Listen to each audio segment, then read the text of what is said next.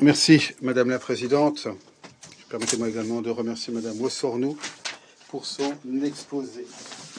Depuis la dernière réunion du Conseil de sécurité sur cette question en décembre dernier, il y a de nouveaux événements. Certains, d'ailleurs, ont été positifs et extrêmement encourageants. Nous nous félicitons et nous saluons l'intensification du processus de normalisation Arménie-Azerbaïdjan suite aux négociations sur un traité de paix qui ont été organisées aux États-Unis début mai.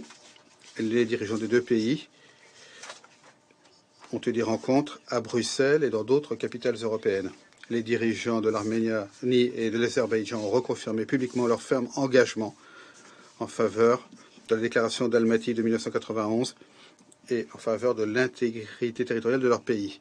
Étant donné le lourd passé, ce ferme engagement des deux pays à respecter la souveraineté et l'intégrité territoriale les uns des autres en tant que voisins, le fait qu'ils sont prêts à régler les différends par des moyens pacifiques sur la base du respect de la Charte des Nations Unies et du droit international, voilà qui est de la plus haute importance. Nous nous félicitons de l'engagement des deux parties en faveur d'un plan de négociation à long terme pour un accord de paix global. Et comme l'a dit le président de l'Union européenne, Charles Michel, il y a un mois de cela, les efforts actuels représentent, je cite, l'une des étapes de négociation les plus globales et complètes entre l'Arménie et l'Azerbaïdjan. À cet égard, nous nous félicitons des plans en faveur de la construction d'un lien ferroviaire qui devrait avoir lieu sans attendre. Nous voulons croire que les parties accepteront rapidement cette offre et à la disposition de l'Union européenne à contribuer financièrement à ce projet. La création d'un lien ferroviaire pourrait être une mesure de confiance importante et symboliser la coopération pour promouvoir les intérêts commun, ce qui ouvrait la voie à davantage de coopération économique et diplomatique entre l'Arménie et l'Azerbaïdjan. Pour nous, c'est ce dont ont besoin les deux pays, ce que mérite leur population et ce que doit avoir la région. Madame la Présidente, nous sommes tout à fait conscients du fait que le chemin est encore long et qu'il reste encore de nombreux problèmes. Comme nous l'avons vu dans plusieurs rapports, comme nous l'a dit Madame Ouestrnou, les partis continuent à exprimer de graves préoccupations. Il continue à y avoir des tensions près de la frontière entre l'Azerbaïdjan et l'Arménie et il y a des questions en souffrance qui ont besoin d'une attention constante et immédiate. Nous avons suivi de très près l'évolution de la situation dans le corridor de la Chine. Nous savons que sur cette question, les positions des deux pays sont très différentes. De janvier à août, il y a eu près de 60 lettres adressées par les deux parties au Conseil de sécurité.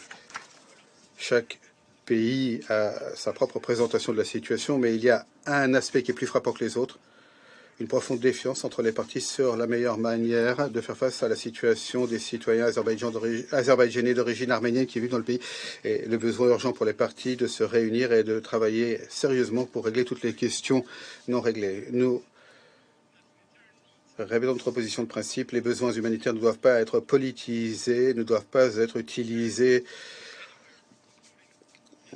pour exprimer d'autres griefs. Les besoins humanitaires partout, y compris au Karabakh, doivent simplement être satisfaits. Nous sommes absolument certains qu'il y a une possibilité de discuter d'une part de manière ouverte et sérieuse toutes les questions liées aux préoccupations humanitaires express, la liberté de déplacement à travers le corridor de la Chine, notamment en envisageant d'autres possibilités, et par ailleurs, toute préoccupation sécuritaire légitime. Nous considérons que, s'agissant des questions humanitaires, il faut tout faire, il faut envisager toutes les options, y compris à cet égard l'utilisation d'autres itinéraires, tels que celui qui irait de Agdan à Kapkandi pour le même objectif, l'acheminement de biens à la région pour réagir rapidement et de manière responsable. Nous encourageons les efforts des deux parties pour faire en sorte que les besoins de la population soient couverts.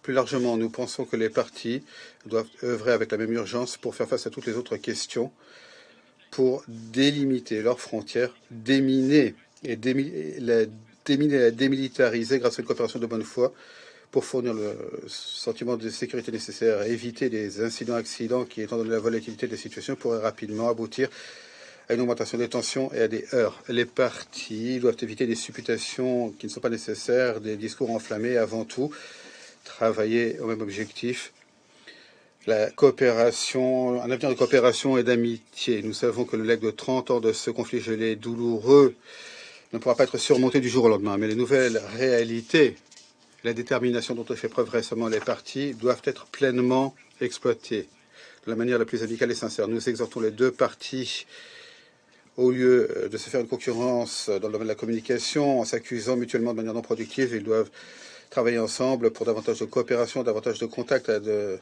plusieurs niveaux, prendre des mesures qui renforceraient la confiance afin d'aider à régler toutes les questions.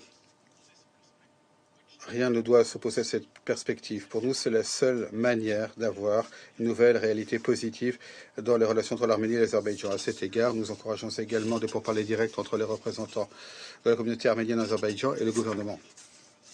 Madame la Présidente, pour conclure, je voudrais répéter l'importance qu'il y a à travailler par les canaux diplomatiques pour surmonter ce conflit qui a séparé les peuples de deux pays voisins avec de terribles conséquences. Il est plus que temps d'investir dans les avantages partagés. Je vous remercie.